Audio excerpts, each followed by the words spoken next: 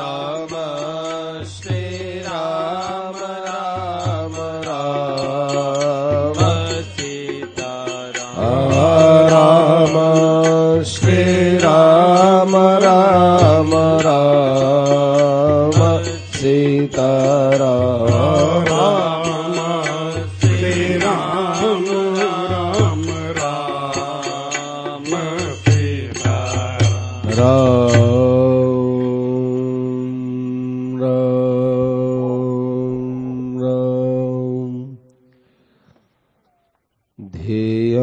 सदा परिभवघ्नमभीष्टदोहम् तीर्थास्पदं शिवविरिञ्चिनुतं शरण्यम् भृत्यार्तिहं प्रणतपालभवाब्धिपोतम् वन्दे महापुरुषते चरणारविन्दम्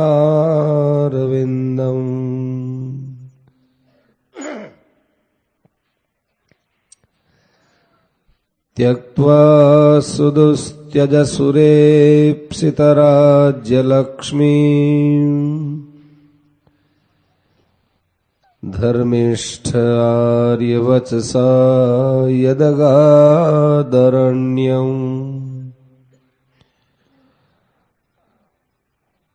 मायामृगं दयितयेप्सितमन्वधावत् वन्दे महापुरुषते चरणारविन्दम्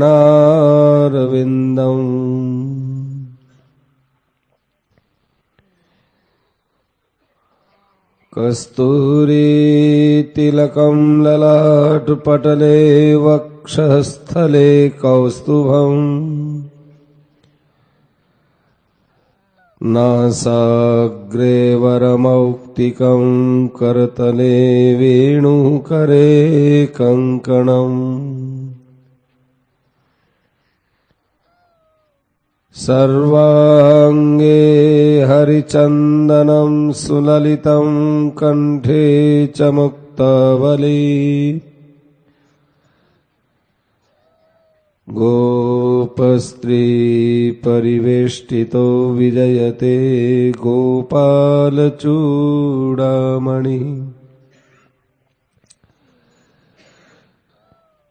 कृष्णाय वासुदेवाय देवकी नंदनाय च नंदगोपकुमाराय गोविन्दाय नमो नमः। योऽस्योत्प्रेक्षकवादिमध्यनिधने यो व्यक्तजीवेश्वरो यः सृष्ट्वेदमनुप्रविश्य ऋषिणा चक्रे पुरः शास्तिता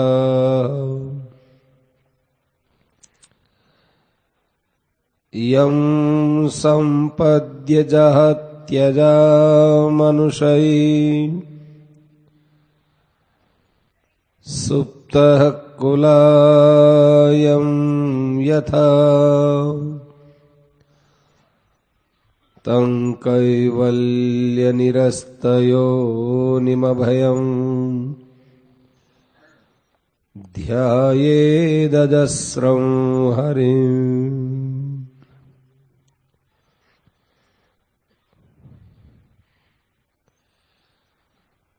अनंत कोटि ब्रह्मांड नायक सच्चिदानंद घन आनंद कंद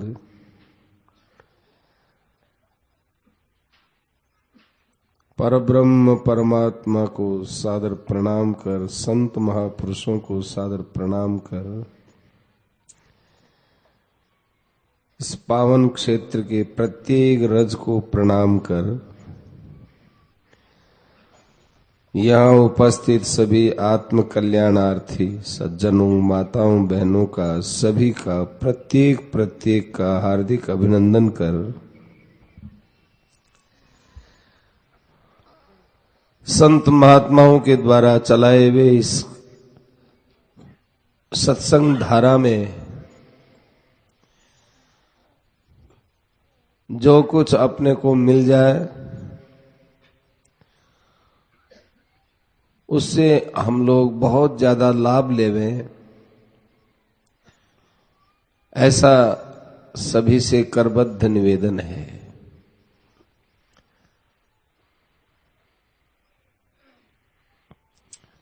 अभी मायरे के प्रसंग में गोस्वामी जी महाराज की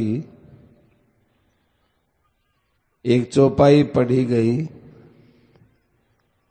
कि उमा कहूं में अनुभव अपना, सत हरि भजन जगत सब सपना। खूब गहराई से हम लोगों को विचार करना चाहिए। ये अभी अभी जो कुछ हमको दिख रहा है ये सर्वथा हमारे लिए अदृश्य होगा।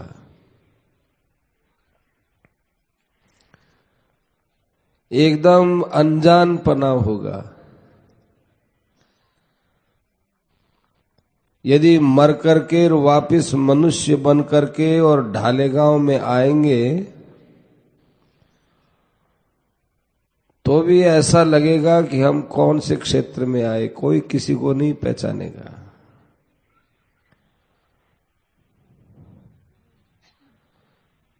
इतना हमारा संसार में बिल्कुल कच्चा काम है। फिर भी हम लोग बेसुध होकर के, अंधे होकर के दौड़ रहे हैं। इससे बड़ा और क्या अज्ञान हो सकता है। शास्त्रों में अज्ञान की परिभाषा की है, वहां ज्ञान का अभाव नहीं बताया है। ऊंचे से ऊंचे ग्रंथों में ज्ञान के अभाव का नाम अज्ञान नहीं बताया, बल्कि जिसको हम जानते हैं लेकिन मानते नहीं उसका नाम अज्ञान है। जानते हैं लेकिन स्वीकार नहीं करते, मानते नहीं, मन में आदर नहीं देते, उसका नाम अज्ञान है। ऐसा कौन संसार में मनुष्य होगा जो ये नहीं जानता हो कि यहां से हमको जाना पड़ेगा। कितना ही बड़े से बड़ा मूर्ख हो, पागल की तो कोई बात ही नहीं है, मूर्ख की बात है। पागल की तो बुद्धि ठिकाने नहीं। और मूर्ख से मूर्ख आदमी भी ये जानता है कि मरना तो पड़ेगा, एक दिन मरना पड़ेगा। तो उस मरना पड़ेगा यूं ही मर जाए तो क्या लाभ हुआ भाई। उस मृत्यु पर गहरा विचार करना चाहिए कि मृत्यु के बाद हमारी क्या दशा होगी। महाराज जी एक बात कहते थे कि मनुष्य यहां का तो बहुत प्रबंध करता है, जीने का बड़ा प्रबंध करता है। खाएंगे क्या, पिएंगे क्या, रहेंगे कहाँ, हमारे पीढ़ी में क्या हो जाए, पीढ़ियों तक का इंतजाम करता है। लेकिन मरने के बाद का कुछ इंतजाम है। मरने के बाद हमारी बहुत खराब दशा होगी। जैसे आदमी मीठा लड्डू खाए उसमें जहर मिला हुआ हो तो खाते खाते समय तो अच्छा लगता है, मीठा है, लड्डू मीठा है, लेकिन बाद में उस जहर का परिणाम क्या होगा, वो आदमी मर जाएगा।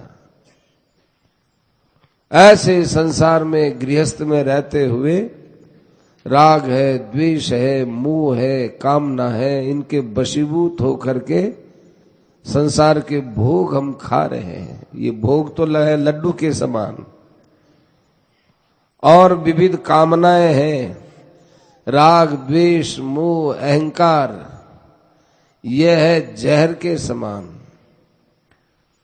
हम लोग इसको पुष्ट कर रहे हैं। ये जब तक हमारे अंदर से नहीं निकलेंगे, जहर नहीं निकलेगा, तब तक भाई हमारे जीवन का हमको आनंद मिलना तो दूर, शांति मिलना तो दूर, हमको भाई जीवन का वास्तविक प्रयोजन समझ में भी नहीं आएगा। केवल पशु की तरह हम लोगों का जीवन है, वो भी खादते मोदते नित्यम, सुनकर सूकर खरे। सब आराम से जी रहे, हम भी पशु जीवन में जी रहे हैं। आराम के साधन जुटा लेना कोई मनुष्यता थोड़ा ही है। अपनी शक्ति से, अपनी बुद्धि से, अपने प्रयास से पशु भी आराम तो लेता ही है। एक ऐसा पक्षी है, बैया पक्षी, जो ऐसा घोंसला बनाता है कि कितनी भयंकर बरसात आए उसके ऊपर से बरसात निकल जाए। इतना बढ़िया वो घर बनाता है कि हवा में कमी न रहे और बरसात का पानी न जाए। वो छोटे छोटे तिनकों से ऐसा यूं गूंथ करके बनाता है, तो हवा आती रहती है। और उसके अंदर वो खण बनाता है जिसमें मादा है, पक्षी वहां अंडा देती है, आराम से वहां बैठी रहती मादा, अंडा देती है, और खूब बहुत अच्छे ढंग से उनका पालन करते हैं। बढ़िया मकान। तो उसमें और हमारे में क्या अंतर होगा? हम लोग यहां वास्तव में कैसे है? सत हरि भजन जगत सब सपना। जैसे रात्रि का स्वप्न है वो जगने के बाद नहीं रहता, ऐसे ही ये दृश्यमान जगत है, ये आंख बंद करने के बाद नहीं रहेगा। महाराज श्री बोलते थे कि मौत और नींद दोनों बहनें हैं, बहनें, एक बड़ी बहन है, एक छोटी बहन है। अभी देखो थोड़ी देर में अपन सब सो जाएंगे गहरी नींद में। उस समय किसी को गहरी नींद में पता ही नहीं है कि हम ढाले गांव में हैं क्या, हम कहाँ हैं, क्या करते हैं, हमारा क्या व्यवसाय है, कुछ पता नहीं रहेगा। और गहरी नींद के बिना किसी का काम भी नहीं चलता। गहरी नींद तो बहुत जरूरी है। ऐसे ही भाई मर जाएंगे यूं ही। मरने के बाद हमारे कर्मों से कितना बड़ा भारी हमको लेखा जोखा देना पड़ेगा, ये बात आज विचार करने की है, जीते जी विचार करने की है। कितना अच्छा भाव रख करके यहां चोखले भर के आप लोग सज्जन लोग मिलकर के ये कार्यक्रम चला रहे हैं। इसका प्रभाव केवल यहीं तक नहीं है कि अपने आए और चले गए, इसका बहुत गहरा प्रभाव पड़ता है, सारी प्रकृति में प्रभाव पड़ता है। कितनी पवित्र संस्था है ये। किसी से कोई याचना नहीं, किसी से कुछ लेना नहीं, किसी से कुछ मतलब नहीं, सबका सहयोग, सब जैसा करे वैसा करे। कोई चंदा नहीं, कोई चिट्ठा नहीं, कोई याचना नहीं।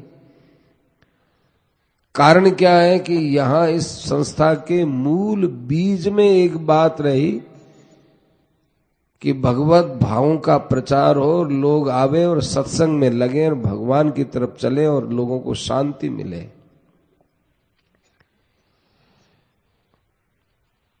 अच्छे अच्छे संतों का, महापुरुषों का भाव बना इस संस्था में। कोई बहुत बड़े सेठों से, साहूकारों से, पैसे वालों से संस्था नहीं चलती। संस्था आप जैसे उदार मना सज्जन व्यक्तियों से, माने उदारता का अर्थ है कि अपना जीवन का समय यहां लगाते हैं आप, ये उदारता है। अर्थ की दृष्टि से उदारता की बात नहीं बोलते। अपना व्यस्त समय, दो धन के लिए आप समय लगाते हैं, गृहस्थ में रहने के लिए समय लगाते हैं, उस समय को छोड़ करके उस गृहस्थ को और उस आराम को, गृहस्थ में घर में जितना आराम होता है उतना आराम कहीं नहीं होता, उस सब को छोड़ करके, यहां ठंड है तो ठिठुरन भी आपको सहनी पड़ती है, कभी गर्मी भी पड़े, कभी ओला पड़े, कभी बरसात पड़े, कितना सहन करके आप ये कार्यक्रम निभा रहे हैं, ये आपकी उदारता है। उदारता इस दृष्टि से कहते हैं आप उदार मना हो। कितना अच्छा ये भाव है। ये कार्यक्रम देखो, आप हम सभी चले जाएंगे। कितने सत्संगी थे, चले गए। अच्छे अच्छे महापुरुष थे, उनका भी शरीर चला गया। इस संस्था को बड़े ऊंचे रूप से देखने वाले पुरुष थे, वो भी चले गए। पर ये कार्यक्रम चल रहा है, ये मामूली बात नहीं है, ये सतत चलना चाहिए।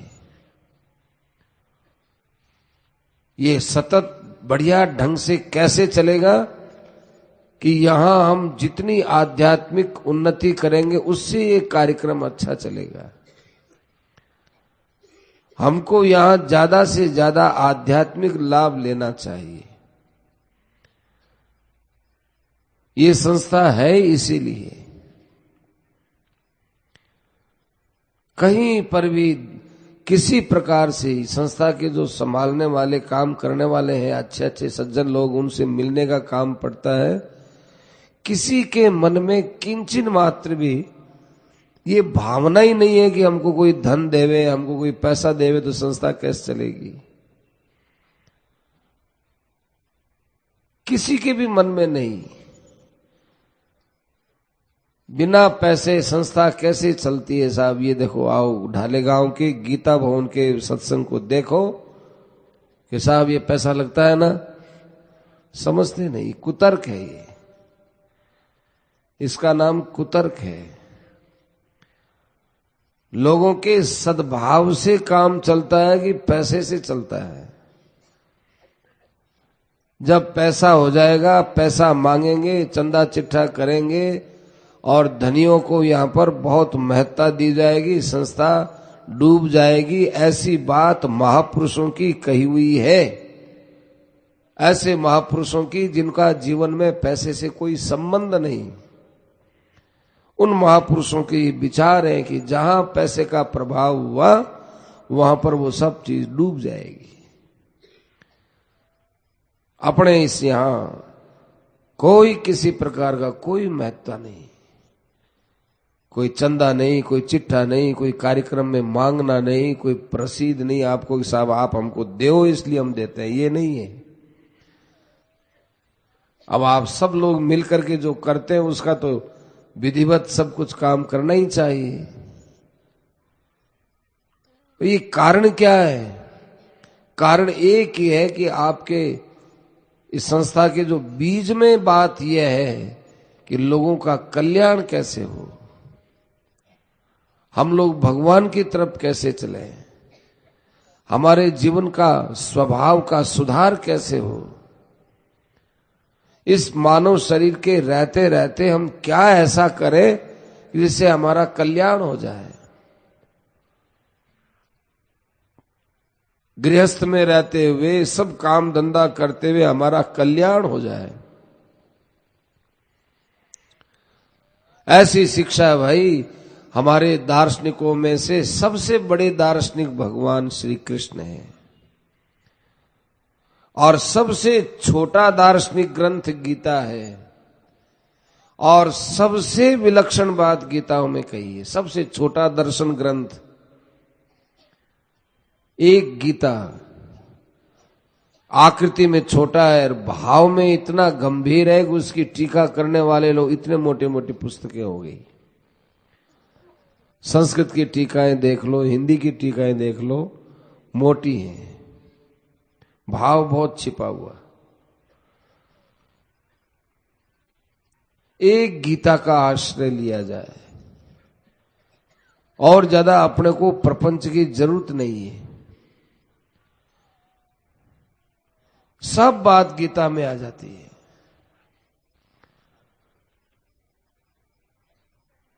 कर्मणि एव अधिकारस्ते मां फलेषु कदाचन, मां कर्म फल हेतुर्भूर माते संगोस्त्व कर्मणि। संसार में खूब बढ़िया काम करो, कुर्यात विद्वांस तथा सक्त है।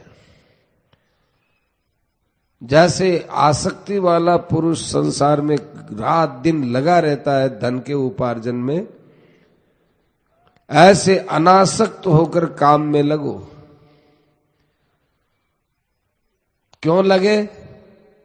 इसलिए लगो कि काम करने की सामग्री हमारे पास है, इसका सदुपयोग होगा।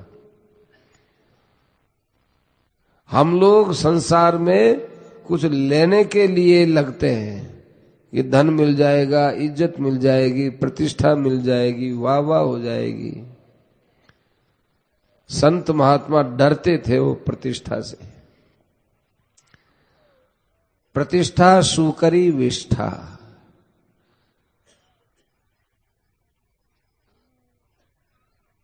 संतों ने कहा है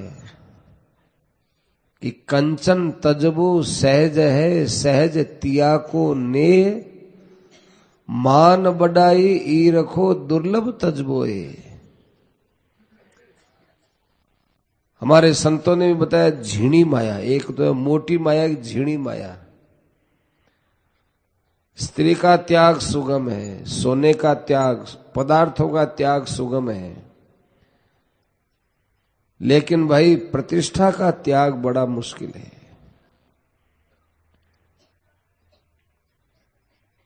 अपने अपने मन को टटोल के हम देखें तो भाई बहुत पोल मिलेगी अपने जीवन में। अभी 3-4 दिन पहले, 4-5 दिन हो गए होंगे, एक संत का लेख पढ़ा। उसमें एक बात ऐसी विचित्र आई, बहुत बढ़िया बात लगी। बताया कि आप लोगों के बीच में बैठते हो, लोगों के बीच में बैठ करके सत्संग की बात, भजन की बात करते हो, कोई भी मिलेंगे आपस में अच्छी बात करेंगे, लेकिन आप एकांत में रहते हो, उस समय आपके क्या भाव रहते हैं? लोगों के बीच में बैठ करके बात करना अलग चीज है, लेकिन एकांत में क्या भाव पैदा होते हैं? क्या कर रहे हैं, ये करें, वो करें, ये मिले, वो मिले, क्या भाव पैदा होते हैं? वो जो एकांतिक भाव होता है वो है साधना। उस दृष्टि से अपने जीवन को देखना चाहिए। तो ये यहां अपने लोग आते हैं सब कुछ छोड़ छाड़ करके, तो बाहर से तो ये त्याग हुआ ही है, लेकिन अब घर में हम जाएं तो जैसे घर को छोड़ करके यहां आए, ऐसे यहां भी कई प्रकार की बुराइयां छोड़ के हम जाएं। हर बार गीता भवन के ढाले गांव के सत्संग के कार्यक्रम के पश्चात ऐसा होना चाहिए जैसे कोई गंगा जी में स्नान करने के बाद अपने को क्या अनुभव में लाता है, वैसे ही ज्ञान गंगा में स्नान करके अपने में कुछ नया परिवर्तन लाना चाहिए। पूछा सठ सुधरई सत संगति पाई, कोई ऐसे दुष्ट हैं क्या जो संसार में जो है सत्संग के द्वारा सुधरे हो? कोई एक बताए, दो बताए क्या? ये तो है ही नहीं। कितने कितने आदमियों का सुधार होता है सत्संग में, कह नहीं सकते।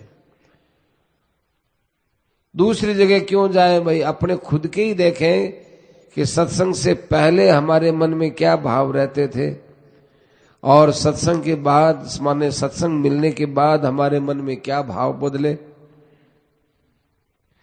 हमारे जीवन में जो शठता है, दुष्टता है, जो हमारे जीवन की बुराइयां हैं, वो सत्संग के द्वारा दिखती तो है कि ये बुराई है, पहले दिखती ही नहीं थी। बहुत बड़ा लाभ देखो, और किसी चीज में लाभ होता है कि नहीं होता है, पर सत्संग से जरूर लाभ होता है। लाभ नहीं होता तो लोग आशा कैसे करते कि आप इतने दिन हो गए सत्संग करते हुए, आपको लाभ तो कुछ नहीं हुआ। ये कहते हैं लोग कि लाभ नहीं हुआ साहब, क्या बताएं। इसका मतलब है कि लाभ होता है सत्संग से, ये धारणा तो आपकी जची गई ना, नहीं तो आपने आशा ही क्यों बनाई। सत्संग से लाभ होता है, बहुत लाभ होता है।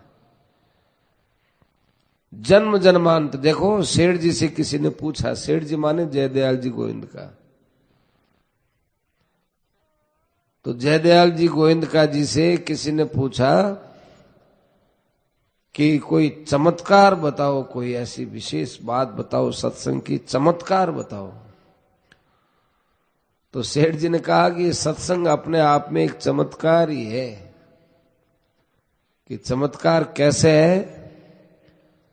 तो उन्होंने कहा कि हजारों जन्मों की जो भूल होती है वो सत्संग में हमको सुनने मात्र से मालूम देने लगती है कि भूल है हमारी। अपने इतने सत्संगी हैं, अपने सत्संगियों के अंदर ये भावना नहीं है कि भाई धन बहुत बड़ी चीज है, कि प्रतिष्ठा बहुत बड़ी चीज है, और काम बड़ी अच्छी चीज है, क्रोध अच्छी चीज है, लोभ अच्छी चीज है, अहंकार अच्छी चीज है, चाहे अपना छूटा नहीं हो भले, पर ये चीज अच्छी है, ये बात अपने लोगों के अंदर जचती नहीं है। और जो सत्संग नहीं करते उनके पास जाओ, वो सीधा ही बोलेंगे आदमी का यदि गौरव नहीं है तो आदमी किस बात का। यदि आदमी के अंदर अपना बड़प्पन नहीं है तो आदमी किस काम का। आदमी की प्रतिष्ठा नहीं है तो वो आदमी का जीना ही व्यर्थ है। यदि आदमी में कोई महत्वाकांक्षा नहीं होगी तो उसमें और पत्थर में क्या अंतर है। और आदमी को यदि क्रोध नहीं आया किसी सच्ची बात को लेकर, वो नहीं बोला और ऐसा नहीं किया और वैसा नहीं किया, कोई हमको कह के देखो, क्यों सुन ले हम किसी की, हमको इतने गिरे हुए हैं क्या। तो उनको काम भी अच्छा लगता है, क्रोध भी अच्छा लगता है, लोभ भी अच्छा लगता है, अहंकार भी अच्छा लगता है, धन अच्छा लगता है, प्रतिष्ठा अच्छी लगती है, अहंकार अच्छा लगता है। कम से कम सत्संग करने वाला यदि विवश है, अपने विकारों से छूटा नहीं है, परंतु उसको ये चीजें बुरी तो लगती है ना, वो बेचारा अंदर से खिन्न है। क्या बताऊं, इतने दिन हो गए, इतने वर्ष हो गए सत्संग करते हुए, अहंकार खत्म नहीं हुआ, नाशवान वस्तुओं की इच्छा खत्म नहीं हुई, भीतर में एक अहंकार का बिना मतलब का ये भाव ये नष्ट नहीं हो रहा है। क्या करें, उसके मन में एक तकलीफ है, पीड़ा है। ये पीड़ा बहुत अच्छी है। एक संत के पास में गए, किसी ने कहा कि महाराज क्या बताएं, हमसे ये काम क्रोध लोभ वगैरह नहीं छूटते हैं। तो संतों ने एक ही बात दोबारा पूछी कि आपको पीड़ा कितनी है इनकी, और क्या बताएं भाई। सबसे बड़ी बात, इस देश के राष्ट्रपति थे राजेंद्र प्रसाद जी, बाबू राजेंद्र प्रसाद जी राष्ट्रपति थे। पहले राष्ट्रपति वही थे हमारे इस देश के, पहले स्वतंत्र भारत के। वो अपने वहां पर शरणानंद जी महाराज को बुलाया करते थे। शरणानंद जी महाराज से उन्होंने प्रश्न किया कि महाराज एक बात बताइए कि हम लोग चाहते हैं कि हम निर्विकार हों, लेकिन निर्विकार हो नहीं पाते हैं, इसमें क्या क्या कमी है? तो शरणानंद जी महाराज ने उत्तर दिया कि आप निर्विकार होना चाहते हो और हो नहीं पा रहे हो, इसकी वेदना कितनी है? वेदना तो नहीं है। तो उन्होंने कहा कि बाबूजी, फिर आप सब, वो बाबूजी बोलते हैं, तो बाबूजी आप निर्विकार नहीं हो सकोगे। बिल्कुल स्पष्ट साफ कहने वाले संत थे, कोई हो बोले आप निर्विकार हो नहीं सकेंगे। क्यों? निर्विकार होने की इच्छा है और निर्विकार हो नहीं पा रहे और आपको पीड़ा ही नहीं है, तो निर्विकार की इच्छा कहाँ है? किसी धनी आदमी, किसी धन की इच्छा वाले व्यक्ति को धन नहीं मिले तो उसके मन में कितनी तकलीफ है, टेंशन हो जाता है। टेंशन क्या हो गया है साहब, क्या बताए? इसके पहले बहुत धन था, धन चला गया और इनके धन की बड़ी इच्छा है, टेंशन पैदा हो गया। रात दिन मुंह उदास रहता है, उसका चेहरा काला पड़ जाता है, ऊटपटांग बातें करता है। क्यों? क्योंकि धन की इच्छा की पूर्ति नहीं हो रही, उसकी पीड़ा है, उसको, वो पीड़ित है। ऐसे हम निर्विकार होने की इच्छा रखते हैं लेकिन नहीं हो पाते, तो इसकी पीड़ा कितनी है? पीड़ा, उसकी पीड़ा नहीं है तो कोई काम की बात नहीं। हमारे निर्विकार होने की इच्छा नहीं है तो ये कांटा है। निर्विकार होना चाहते हैं, ये बात तो हम बोलते हैं, अंदर पीड़ा कहां है? वो पीड़ा भी सत्संग में पैदा होती है और पीड़ा को दूर करने का उपाय भी सत्संग में मिलता है।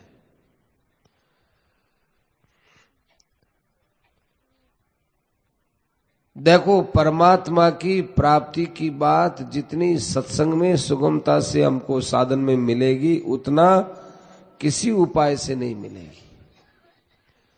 कितनी बढ़िया बात है, उमा कहूं में अनुभव अपना, सतहरि भजन जगत सब सपना। शंकर भगवान और पार्वती जी, ये दोनों बात है। ये क्या, ये गृहस्थी थे दोनों ही।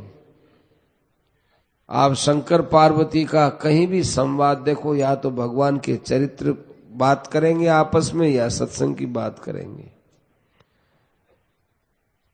भगवान शंकर सबको ये बताना चाहते हैं कि गृहस्थ में सत्संग मुख्य ये करो।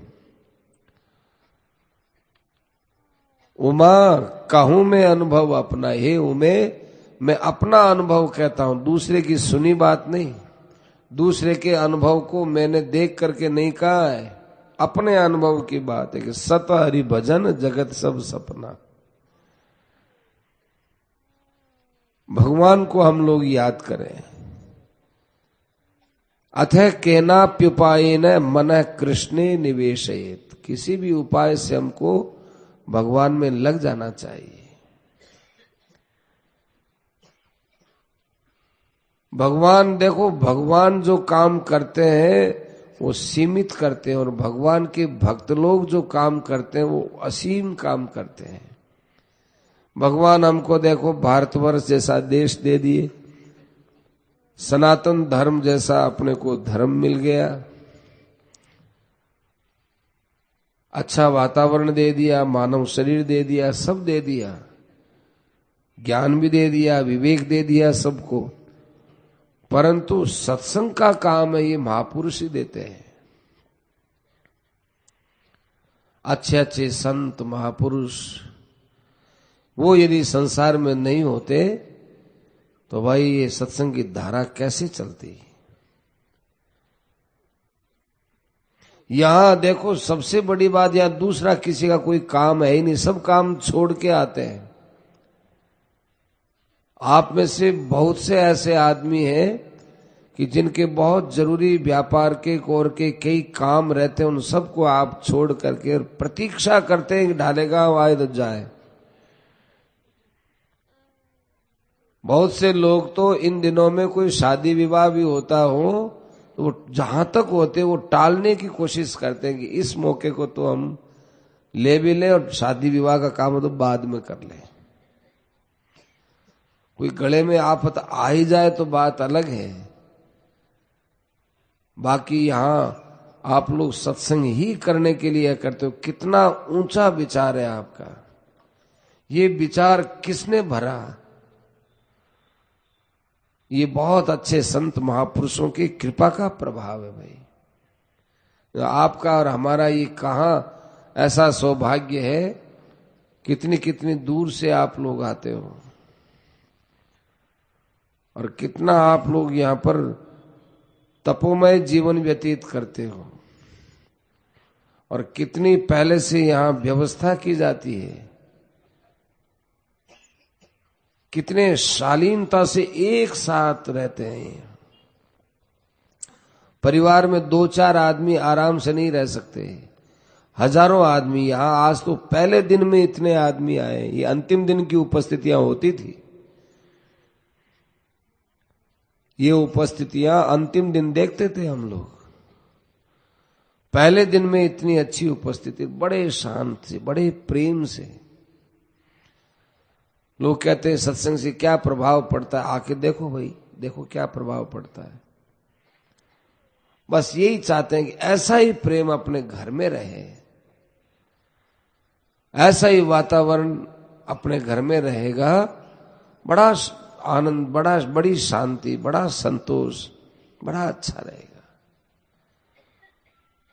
देखो यहां आपके सामने कुछ प्रतिकूलता भी आती हो, निसर्ग की प्रतिकूलता आ जाए और कोई आ जाए, आप यही समझते हो क्या है, थोड़े दिन की बात है।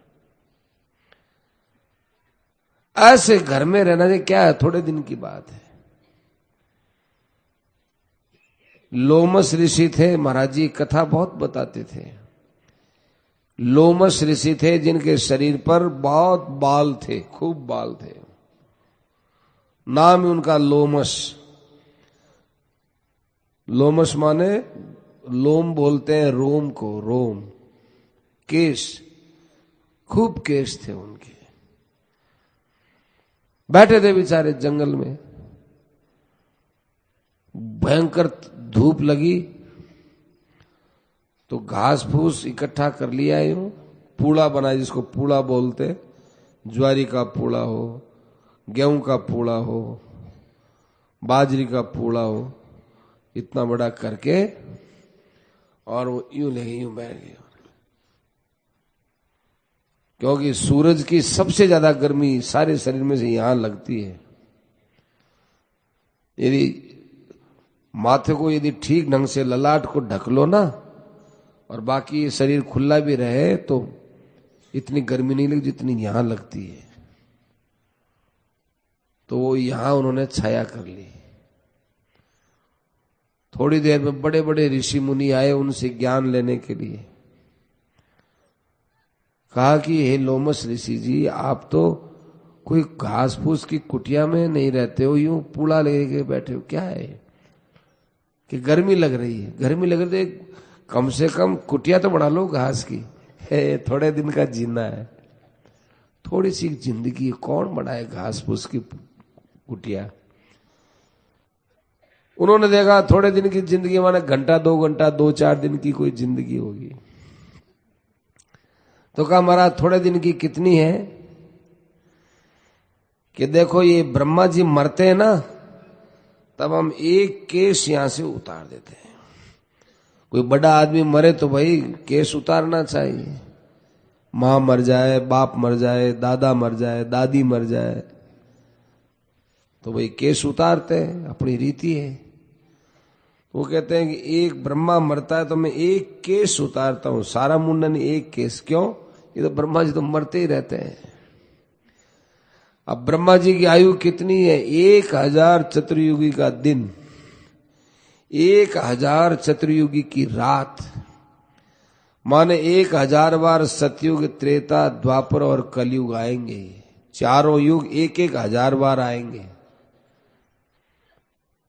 ऐसे करते करते ब्रह्मा जी के 100 बरस जब होंगे तब एक ब्रह्मा मरेगा तो एक केश उतारता हूं।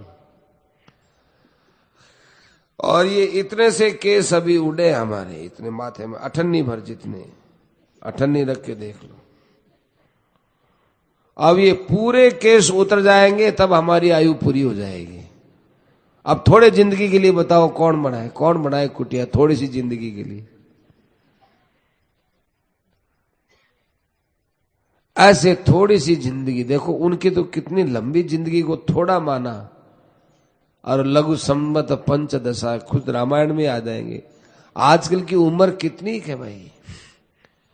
आजकल के जीवन में औसतन आयु 60 वर्ष हो गई। 60 वर्ष तो 50 वर्ष की उम्र के बाद तो घर वालों को चाहिए, जिनके 50 वर्ष की उम्र आ गई वो कहे बेटा अब तुम जानो और तुम्हारा काम जाने, अपने हाथ में माला लेकर के भजन करो। अब कोई व्यापार देखना नहीं, कुछ करना नहीं, तुम जानो तुम्हारा काम जाने, तुम खराब करो तो तुम जानो और बढ़िया करो तुम जानो। हम तो भाई 50 वर्ष पार कर गए, भजन में लगना चाहिए। सेठ जी ने कहा ये, सेठ जी ने कहा, सेठ जी ने तो और भी कम कहा है, 50 वर्ष की जब तक झाई पड़ने लगे, 45, 47, 48, लेकिन अपने तो कहे 60 वर्ष के बाद यदि कोई जी रहा है उसको यही सोचना चाहिए कि मैं तो फोकट में जी रहा हूं और अब तो केवल भगवान के लिए ही जी रहा हूं। बड़ा अचंभा होता है, 70-75 वर्ष के आदमी दुकान पर बैठते हैं, हिसाब किताब करते हैं, लेन देन की बात करते हैं, व्यापार की बात करते हैं। बड़ा अचंभा लगता है, बहुत अचंभा है। महापुरुषों को अचंभा होता है,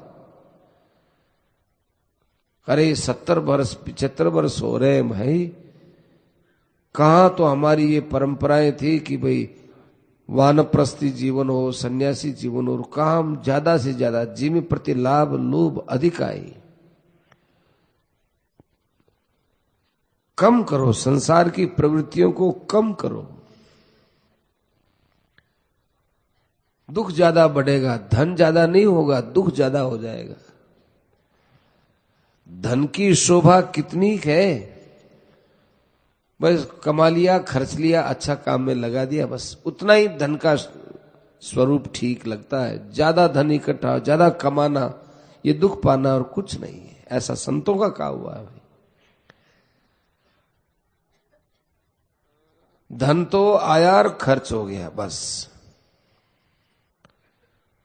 पूत सपूत तो क्यों धन संचय, और कुपूत कपूत तो क्यों धन संचय। धन को है खूब आराम से खर्चो करो, बढ़िया काम में लगाओ, कमाओ, खर्च करो। लेकिन यदि पीछे सपूत है तो भी इकट्ठा करने की भावना क्यों रखो। सपूत है वो अपना आप कमाएंगे खाएंगे, और कपूत है तो उड़ाएंगे बिना मतलब। आप तो दुख पाओ और कपूत है वो मौज करेंगे, क्या फायदा। इतनी ज्यादा अपने को संसार की प्रवृत्तियों में फंसना नहीं चाहिए। क्यों कि सत हरि भजन जगत सब सपना। सपना है भाई, सपना झूठा हो जाएगा। इसलिए अपने लोग यहां आए हैं तो ज्यादा से ज्यादा, क्योंकि वातावरण ही यहां एक ही है। अब तो यहां भी झाई पड़ गई कलयुग की, तो 5-10 वर्ष पहले तो कोई टेलीफोन वगैरह कुछ नहीं था, अखबार भी नहीं था, समय नहीं था लोगों में। थोड़ी वो चाय की दुकानें थी जरूर, बस, और कोई किसी प्रकार की कोई चीज नहीं। कोई बात नहीं, तो भी थोड़ा है, कोई बात नहीं। आप लोग बहुत उदार हो, उदार। बताया फिर आपको कि उदार क्यों है कितना आराम छोड़ करके रह पा रहे हो, घास फूस की कुटिया में रह रहे हो। यहां जो व्यवस्था करने वाले लोग हैं, सज्जन हैं, वो आप लोग जिस ढंग से रह रहे हो, आपको तो है प्रसन्नता और तसल्ली, उनके मन में वेदना कि कहीं थोड़ा सा भी निसर्ग में कुछ गड़बड़ी हो गई, ओले वगैरह आ गए, तो हमारे अपने ही भाई बंधु माताएं बहनें बड़ी कष्ट पाएंगे। विचार आता है हरदम, आसमान को देखते ही रहते हैं, क्योंकि तकलीफ पाए हुए है ना। हम तो खुद ही 4-5 बार आज थोड़ा थोड़ा वो बदला है, देखा कहीं कुछ कहीं कुछ कहीं कुछ।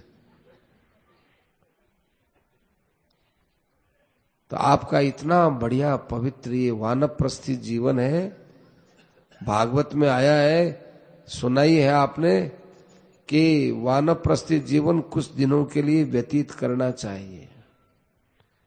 ये भी लिखा है कि बहुत बड़ा कष्ट भी नहीं पाना चाहिए,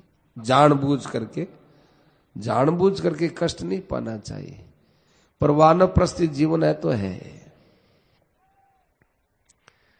खूब बढ़िया प्रेम से उत्साह से आप लोग सत्संग सुने, राम कथा सुने, रामायण का पाठ सुने, और जो कार्यक्रम है सब कार्यक्रमों को आप बड़े उत्साह से करें।